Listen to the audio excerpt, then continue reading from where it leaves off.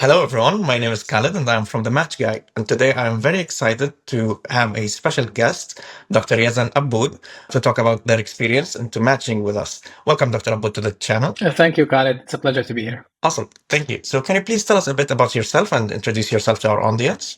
Yeah, absolutely. So my name is Yazan Abboud. I was born and raised in Damascus in Syria. I went to med school at the Faculty of Medicine at Damascus University. I graduated from there and then I came to the US. I did a couple of years of a postdoc research fellowship and then I applied for internal medicine residency. Right now, I'm currently graduating from my third year of IM residency at Rutgers New Jersey Medical School, where I served as an assistant chief resident, as a chair of resident research, and I'm also an incoming GI fellow at UCLA. I'll be actually starting my GI fellowship in 4 days on Tuesday. So, yeah, I'm happy to be here. That's awesome. And first of all, I would like to congratulate you on your match, and I wish you the best of luck in your upcoming fellowship years. Thank you. So, before we start moving and talking about the details of the match process, let's start at the very beginning and basics of it, which is the USMLE journey and the USMLE exams, of course. So, I would start by asking how important are the step score exams? Now, of course, step one is pass fail.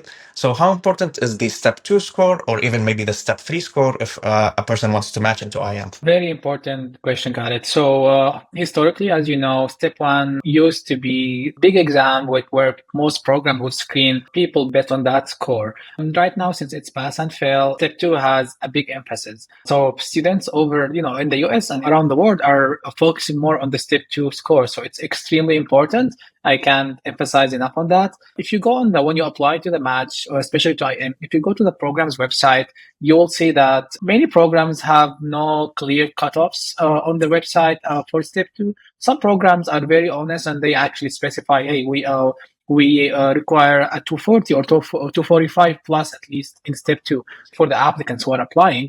So it really depends. For the overall rule, from my experience, I think most programs have a screening cutoff. It's one of the prelim tools they use when they screen applicants.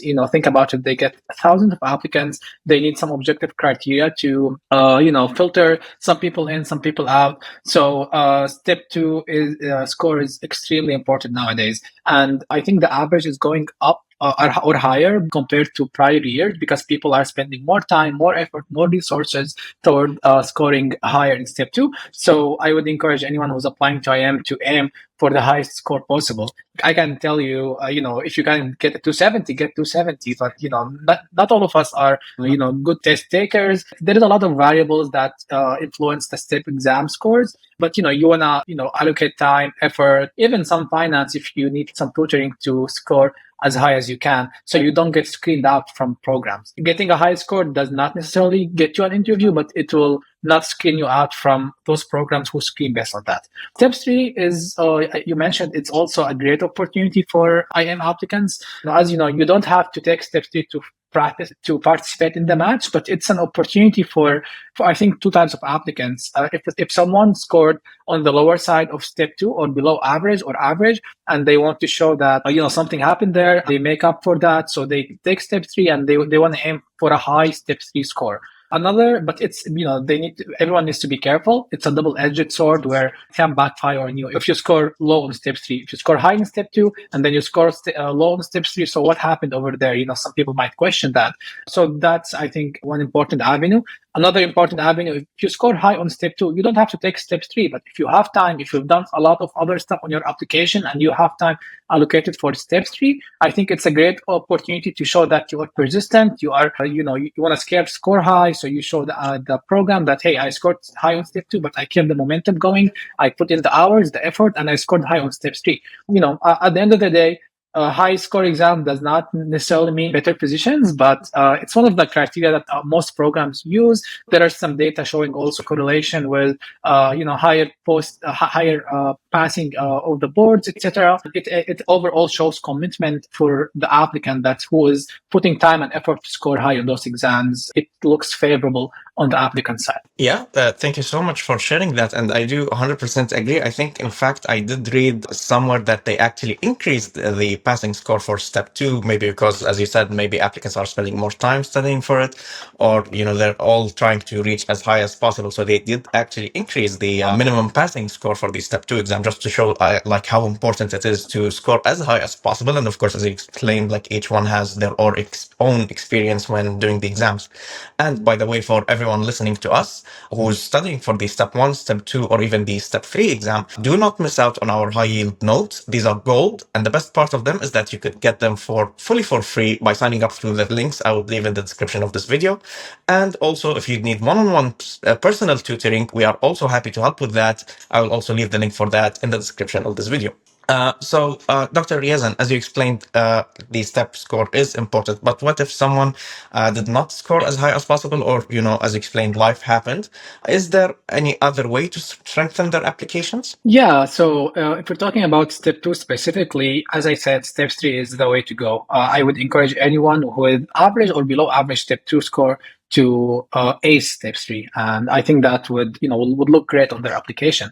I think another thing that it will help in is that when PDs or when programs see that this person cleared all of the step exams, they're like, okay, so this person is going to have more time to focus on clinical care, on research, on fellowship application preparing, etc., rather than spending a lot of time studying for step 3, which most people do during the first year or the first 2 years of residency. So step 3 is one of the avenues, but let's say that you took step 3 also and it wasn't as high. There is always areas to improve in your application. The application is not only exams and scores, it has a lot of experiences. I think having more US clinical experiences, having strong letter of recommendation, doing more research, having more leadership positions, having more volunteering, having more teaching experiences, all of those aspects can help you to make up for an average or a below average or a low step exam. So it really depends on what you have in your profile, and then based on that, you can basically decide which avenue you should focus more on, whether it's research or it's a letter or it's a clinical experience. Yeah, that's awesome. Thank you for sharing that and sharing for our people who are watching this video that it's not the end of the day if they do unfortunately get a lower than expected score on this step 2. There's always a way to actually increase their chances for hopefully matching into their desired specialty. And again, for everyone listening to us who are especially people who are applying for this match season and would like help, we offer match application packages that would take care of all your needs, which do include the personal statement editing, the ERA CV editing, interview preparation, and match advising, where you could actually talk one-on-one with one of our advisors, including Dr. Yazan, and they could actually guide you based on their experience and their match process on how to hopefully match into your desired specialty. I would leave the links for that in the description below. So, Doctor, one of the things that you said that we can focus on to increase our chances is research. So can you please tell us more about that? And of course, you also told us that you have a bit of research experience before matching. So can you please tell us in more details about that and how important is research for matching into internal medicine? Yeah, absolutely. I'll start by talking about research as an overview. I think research, so it's not mandatory per se to have research in our application. I think nothing is really mandatory except the steps, the exams, the letters, but you have to have some essential parts in your application to be competitive. More people are having more time to do research nowadays, especially after the step 1 change. They're focusing on step 2 and focusing on research. So for research, I think for IM, if you do research in internal medicine or in any of the internal medicine subspecialties, cardiology, GI, endocrine, ID, pulmocret, all of geriatrics, anything I think really counts. To be involved in research, there are different positions that you can apply to. There's research assistant, research associates, research coordinators, research trainees, research fellow / a postdoc, all of those different positions.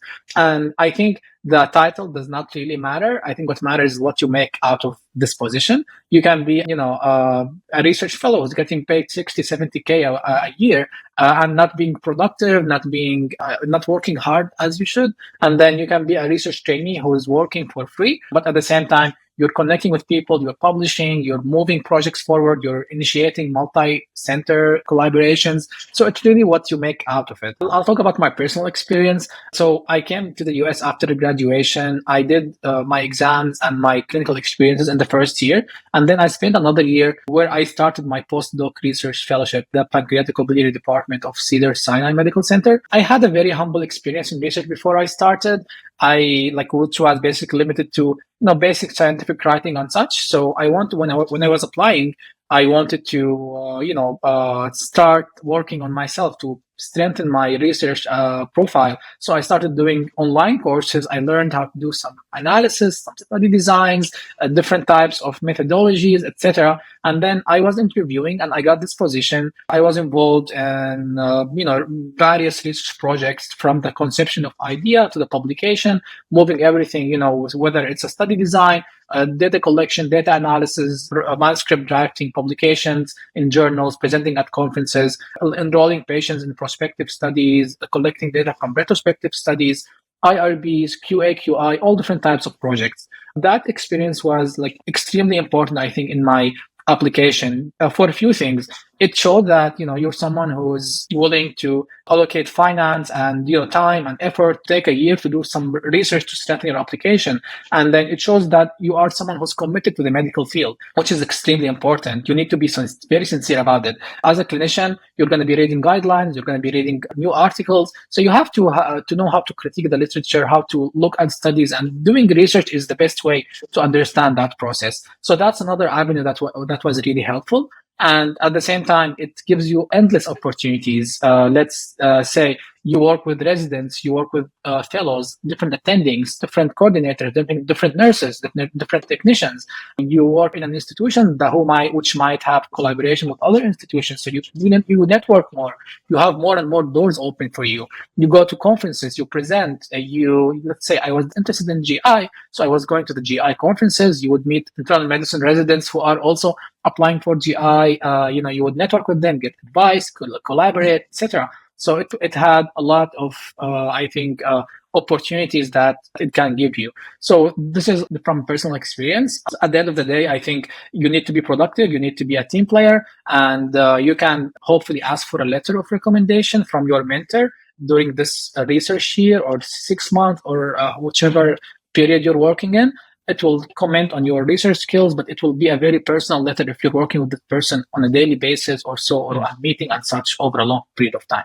I think, those are like the main points in research. For general medicine, again, maybe you don't have to be the highly prolific research publishing in the biggest journal in the world, but I think it's very important to have some skills that you can bring to the program. It's very important to, be consistent, be hardworking, publish, collaborate more, and everything that you do will translate into your ERAS application, and it will be viewed very favorably by the PDs or the committees who are reviewing your application. Yeah, that's awesome. Thank you so much for those details that you talked about for the research. And a good point to note that, like, many people like you, me personally, and a lot of my friends and people that I know of had very humble beginnings during their med schools about research. And as you explained before, like, you had to actually go and search on how to write research and all the research methodologies and the important details on how to write, like, the papers from A to Z. And of course, for everyone listening to us who are interested in research and would like to hopefully apply for research positions and learn more about research, I would highly recommend that you check out the IMG courses, which are going to teach you all the practical ways on how to do the research.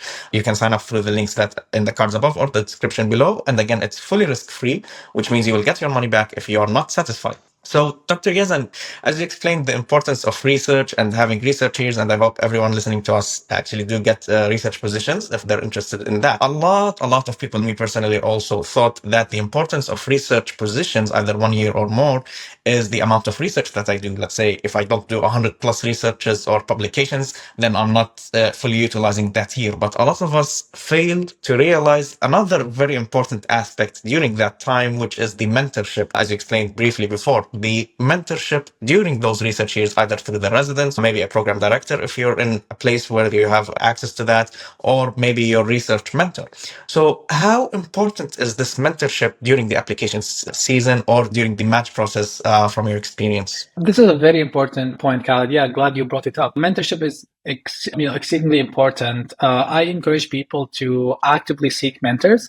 And I also was advised to even ask for, people would advise me to get not only one mentor, but maybe two mentors in two different aspects: a clinical mentor, a research mentor, a career mentor. So, I think it's very important for different ways. When I was meeting with my mentor, I would learn something new about myself every time we meet. It will open your eyes to new perspectives that you didn't really know that they existed. You're talking to someone ideally who's been through a similar path where they did internal medicine and then doing another subspecialty or something similar. So they've been through those struggles. They know how to navigate them. They would give you advice from their experiences. They would help you connect with other applicants in your shoes or with other residents. They will open doors for you. So it's extremely important on so many different levels. Maybe the mentor has been through residency 25 years ago or so. They're not fully updated on the exact details of the ERA system and everything.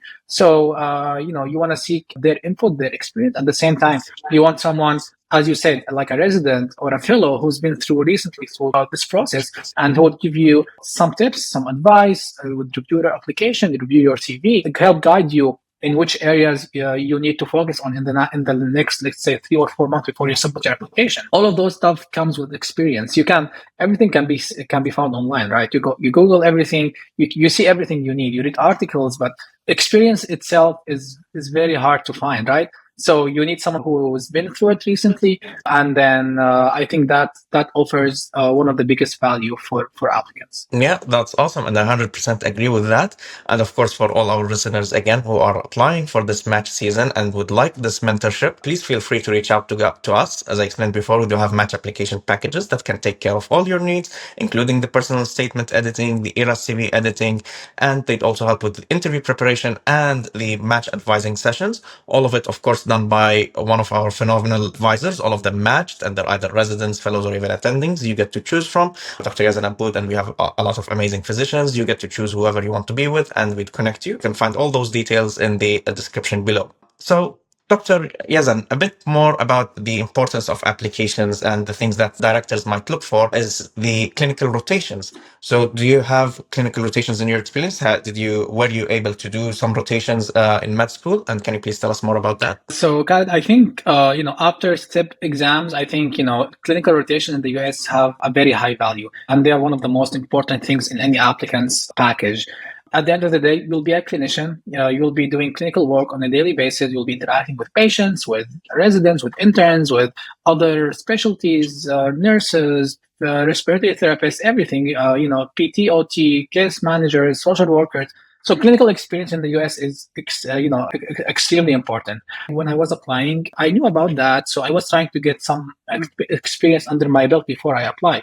And to categorize the clinical experiences, you can put them as something before you graduate, which are called electives, and then something after you graduate, which are observerships plus externships. Another way to categorize them is whether it's inpatient in the hospital or outpatient in the clinic. And then you can do something with at an academic center, at a community hospital, at a private practice clinic, etc. I think the highest value would be to do an elective at an academic center before you graduate. I think that would bring the highest value to your application because, you want to be working with residents, with other medical students, with attendings in an inpatient setting where you're going to be busy working on a daily basis, rounding, doing sign-up, turnover, etc. So it will really give you the best exposure to an inpatient setting in the US as a resident, right? If you couldn't do something inpatient, outpatient is great also, and it's also important.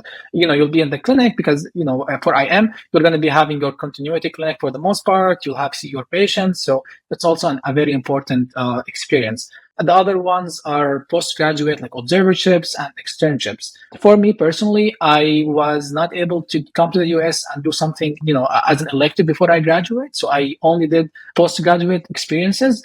I did a total of around 10 months of observerships in outpatient settings before I applied. And I did 1 month of externships, which was a hands-on experience. I applied, it was during the COVID era, so it was very challenging to find anything inpatient. Even outpatient was very limited.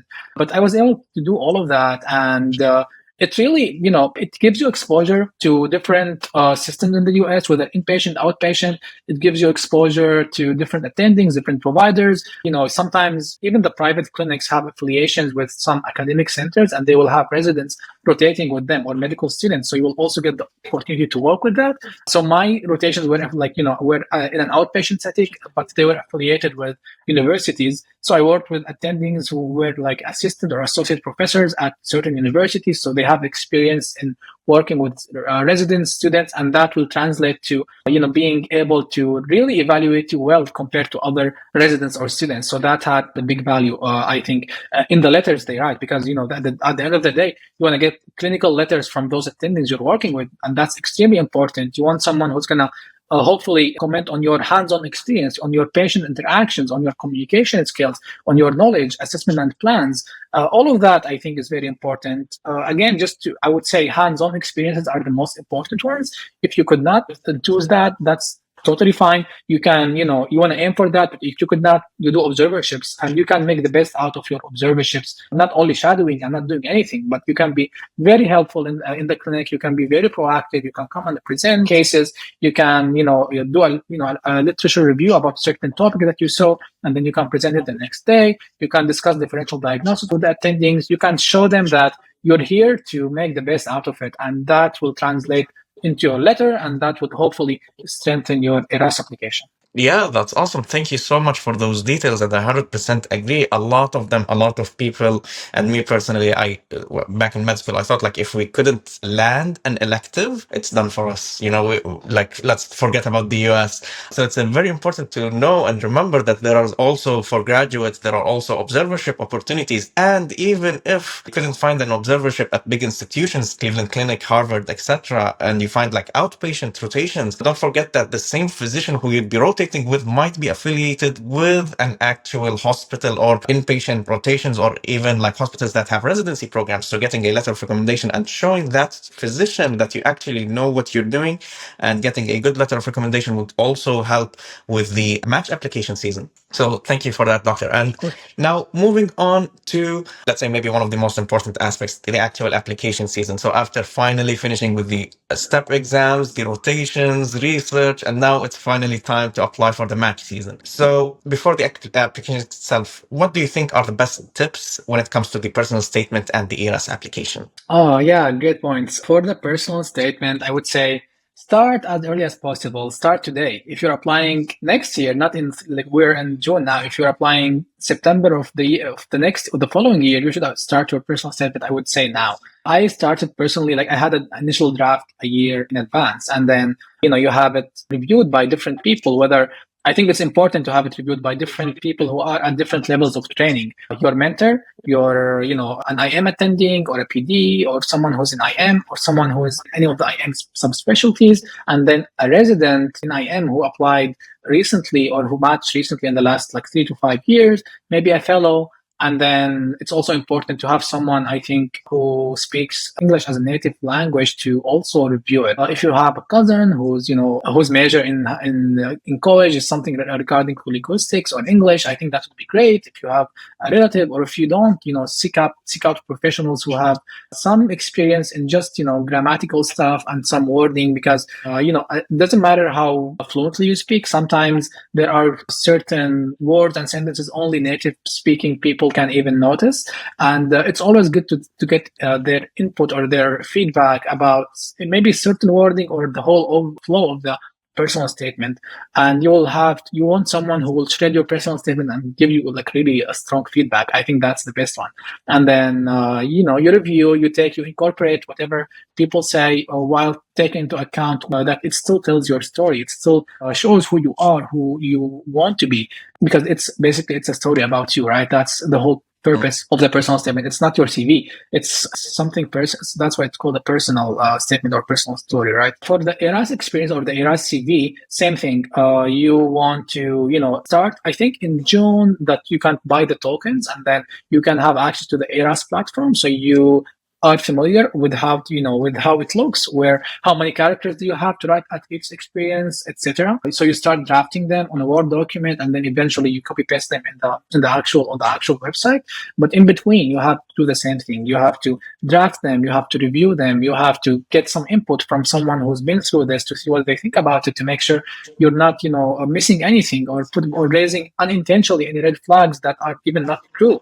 right? I think it's very important to get that feedback. The last thing about a personal statement, I would say, try to make it one page for IM. Don't make it 2 pages. I know sometimes clear a line or something, just trim it. One word from here, one word from there. And the best way to do it is to do it on the ERAS website eventually, because it will show on a PDF how many pages it is. I don't think it's the biggest thing, but most people I think would prefer to read a one-page statement and take it from there. Yeah, that's awesome. And to be honest, you said something that I found interesting, that you'd suggest that people would start from like personal statement, especially, let's say a year in advance, especially like, let's say they're planning on applying for, let's say, match of next season. I heard some people say that they prefer to have it started at least like match of this season instead of a year in advance, just because like, what if let's say I'm in a research year right now and I have some other new experiences that I didn't have the same time last year, or maybe a new rotation, maybe step 3 exam. So how do you think we should navigate that? It's a great question, an important one. I think why I prefer to start it a year ahead, or why I did that, is that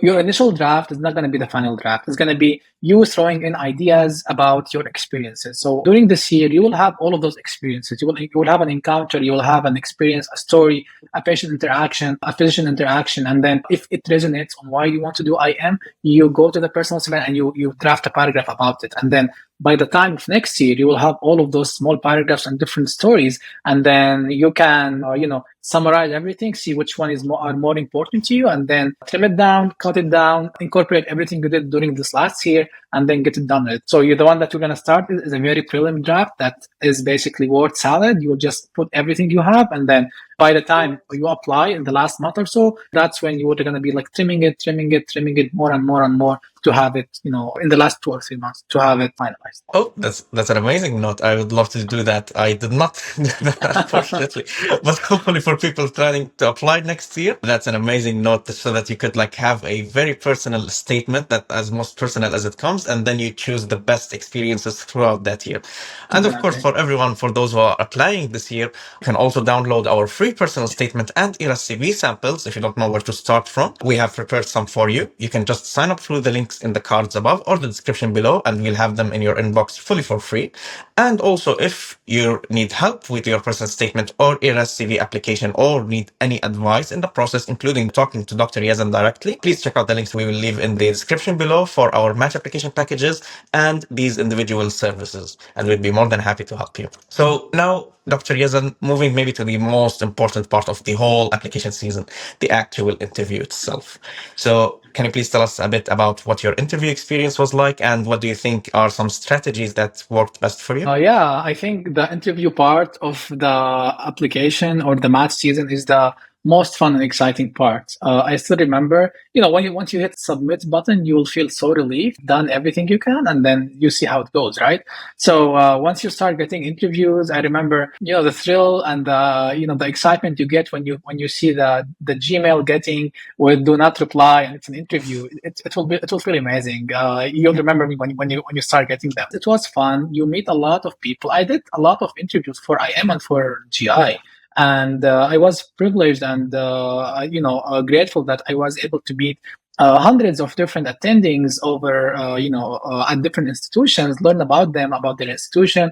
You want to teach them about yourself, you want to have a conversation about your goals, about your values. It's really amazing, and it's really a privilege to be able to meet with all of those different people and get all of their different perspectives.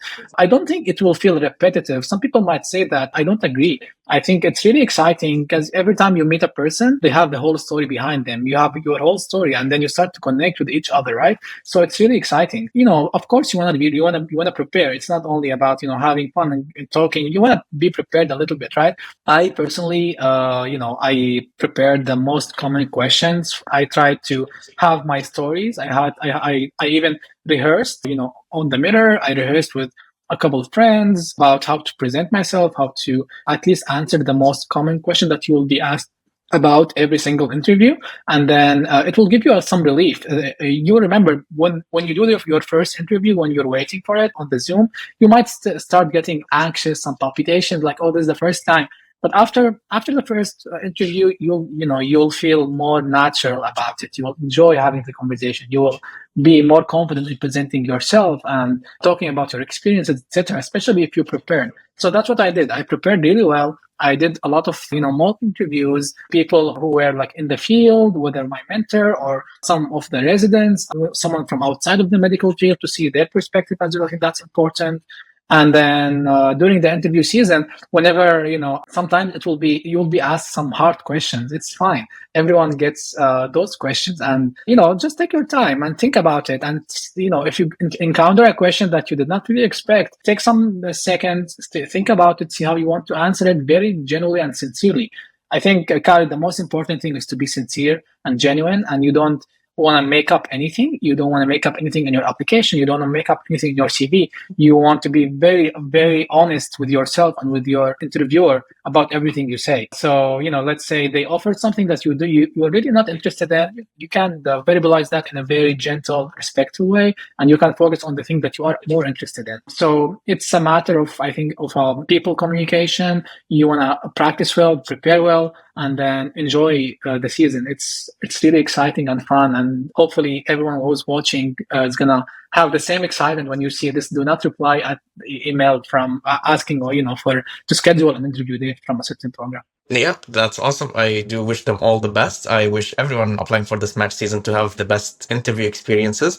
And a good point that you mentioned is that a lot of times some programs do ask a difficult question, or like maybe a difficult scenario, maybe something to catch the applicants off guard, because a lot of applicants, as you explained, like to be well prepared for it. So they like study the most commonly asked questions, let's say. But it's important to know that at the end of the day, we're all humans, and sometimes the programs themselves want to ask these sorts of questions just to see how the applicant would react. Because as you might know, during the actual residency, some unexpected things happen, for the patient that you're taking care of or anything. So it's important to note that you can take a second to think the question through, just maybe think of the scenario, think of how you can answer it clearly and precisely. But as you also mentioned, to answer as honestly as possible and not mention things that did not happen, or mention things that you might not necessarily be able to do or do in that specific scenario. And of course, for everyone, again, applying for this match season, and hopefully every one of you gets those do not reply emails and book your interview sessions, you must download our 200 plus interview questions and the sample answers to those questions. They are available, again, fully for free for you through the link I will leave in the description below.